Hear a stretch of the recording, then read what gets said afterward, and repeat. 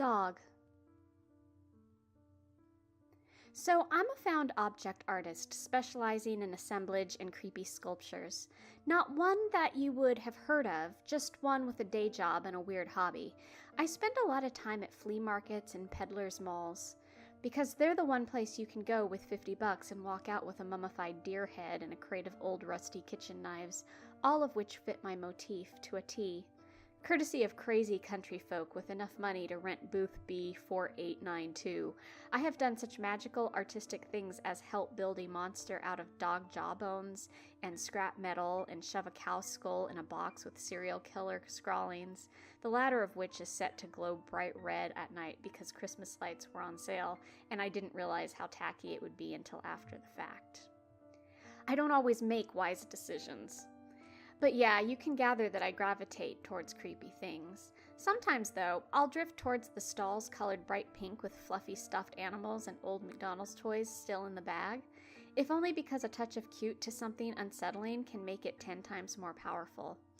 Desecrating something wholesome and pure elicits a lot of uncomfortable feelings in people, and trashing those tiny plastic Furbies that came with Happy Meals in the 90s is super satisfying.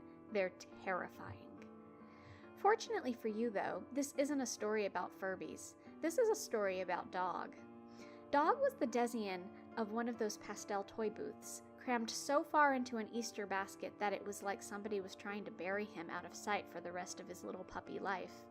One look at him and it was evident that he was probably older than my mother, crafted of a ragged brown fabric that was threadbare in places with wide orange-pink eyes that gleamed red in the fluorescent light.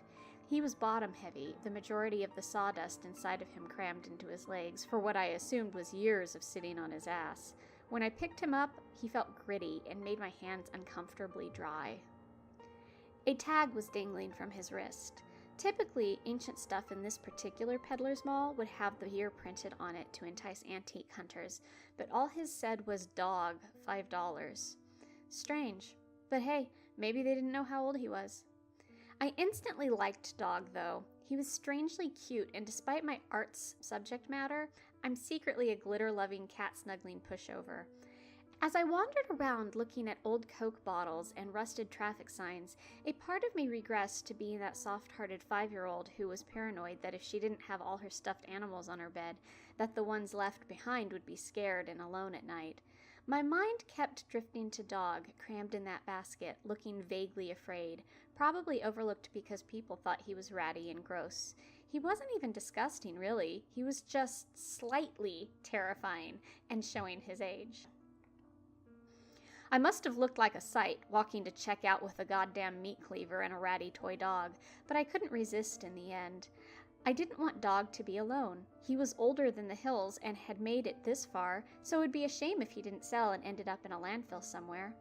Dumb to be concerned about an inanimate object, I know, but again, I'm a fucking pushover. So I brought Dog home to my apartment, much to my roommate's delight.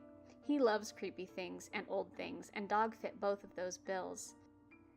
He originally expressed some concern that my cat would be a little too interested in him because he was filled with sawdust and smelled like outdoors, but thankfully she didn't really want anything to do with him. Safe from being a scratching post, he found a new home nestled on the row of stuffed animals that we had gradually been accumulating on the back of the couch. Souvenirs from zoos and aquarium trips, geek toys from our favorite games, that sort of thing.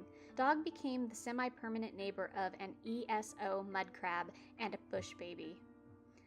Notice I said semi-permanent? I say this because it didn't take long for Dog to start traveling in instances my roommate and I originally blamed on the cat. It started with him being behind the couch, then dragged outside our bedroom doors.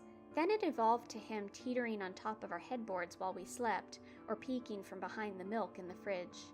We assumed the other was just messing with us until, finally, I got a call at work after my roommate dropped me off. His voice was shaken and I could hear the sound of traffic rushing behind him. Apparently, after dropping me off, he caught a glimpse of movement in his peripheral vision. He checked once and there was nothing. He checked once more when it happened again, and Dog was sitting in the passenger seat. It startled him enough that he pulled over to call me, convinced there had to be some sort of explanation. But what explanation could there be? I was at work. Dog hadn't been in the car, and then he was? Not like I could will him inside of it. I got periodic texts throughout my shift, how my roommate got stuck in unexpected traffic because he pulled over and his 20-minute commute turned into an hour, how uncomfortable he was being in the car with Dog, how he put Dog back in my room to keep from having to look at him, but he was back on the couch after he took a shower. The kicker came in the last hour of my workday, though. I missed a 6-car pileup at our exit because I stopped. FedEx semi rolled over and caught fire, 8 dead. The traffic my roommate was stuck in was the result of an inexperienced semi-driver trying to illegally change lanes at our exit. I don't know the logistics of it, but apparently he somehow managed to tilt his cargo while trying to overcorrect and wound up crushing the cars in the lane next to him. It caused a pileup because nobody on the interstate actually drives the speed limit. Then, bam! Gas and sparks ignited and the entire thing went up in smoke. It wasn't anything my roomie saw, mind you, because he got impatient and got off the previous exit. So it took him by surprise to read the local news later and realize that Dog's miraculous intervention saved him from burning alive. Potentially. Needless to say, Dog got a lot more respect after that. Back on the couch he went, with the occasional head pat for good luck and just to let Dog, or whatever it was in Dog, know that we appreciated whatever it was that he just did. We didn't even sit in front of him when we played video games or watched Netflix, just in case Dog wanted to watch too. Whenever he'd disappear or pop up someplace else, we always acted happy to see him, like he was a kid playing hide and seek or something. It sounds crazy, but we didn't regret it when we began to notice patterns in where he popped up. Shows up in the fridge, he was next to expired food, saved me a morning of rancid cereal. An appearance under the sink, we had a mild leak and mold was beginning to grow.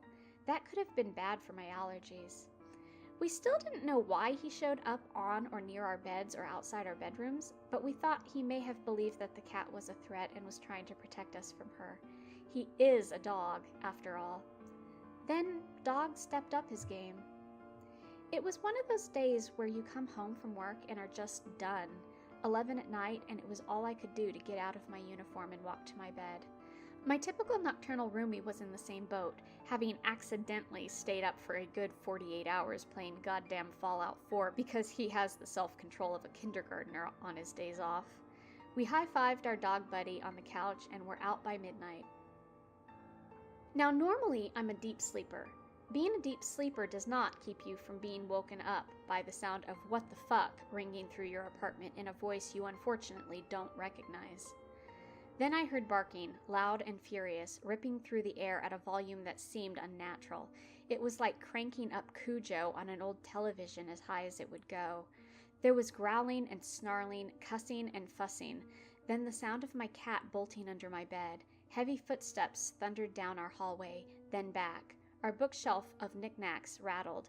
I heard the door to our balcony squeak open, some rustling, then a thud. A male voice screamed on impact, and I bolted out of my room, meeting my roomie in the hallway with the best weapon we own in the goddamn apartment, a fucking broom. While I'm not sure what he hoped to accomplish with that, at the time he seemed like a knight in shining armor. I hid behind him while we edged towards the living room. It took extreme courage to flip the light on. We both half expected to be attacked as soon as an intruder saw the whites of our eyes, but there wasn't an intruder. The balcony door and screen were open, and lying in the middle of the living room floor was Dog. A seam on his leg was split, sawdust scattered around him. While my roommate assessed the damage, I poked my head out the balcony door and took a look-see. It took a little help from my phone's flashlight, but I could assess the damage as one broken branch on the dogwood tree beside our balcony and one grown-ass man sniffling on the sidewalk right beneath our third-floor apartment. He'd attracted quite the audience of pajama-clad neighbors with his screaming, and after a quick phone call, the cops were in attendance as well. He wasn't anyone I knew, and he wasn't there to burgle anything. The police seemed to recognize him almost instantly, and I got a pretty stern warning to keep my balcony door locked because apparently the dude had been gunning for me for a while. He had a car parked around the block and a nasty assortment of objects that spelled a bad time for me. They didn't tell me much more than that, which I was fine with, but they did ask me one weird question before they left. "What did you hit him with?" I told them the truth. Nothing, which the officer found mighty suspicious because the guy's hair was full of sawdust, and he was adamant that I had whacked him with a sock full of something. Right before my dog tried to attack him, apparently. A dog I technically don't have. I spent a lot of time patching Dog up after that. Not so easy given his age, and both my roomie and I sat around trying to figure out the how or the why of what happened, or more importantly, how long that dude had been creeping around inside our apartment while we slept. After all, Dog always showed up whenever danger, however minor, was near. How many times had we woke up in the morning to find him sitting vigil on our headboards, nestled beside our heads, sitting at our doors? Honestly, I don't want to think about it. Lately, he's been pretty stationary, save when we forget to clean out the fridge or the cat knocks something over and breaks it. I've occasionally found him staring wide-eyed out the balcony door, which is unnerving, but I keep it locked up tight anymore, and we've upgraded our home defense from brooms stuffed in a closet. I'm not too concerned. Maybe he's just keeping watch, since rotten yogurt and broken glass seem to be the most he has to worry about anymore.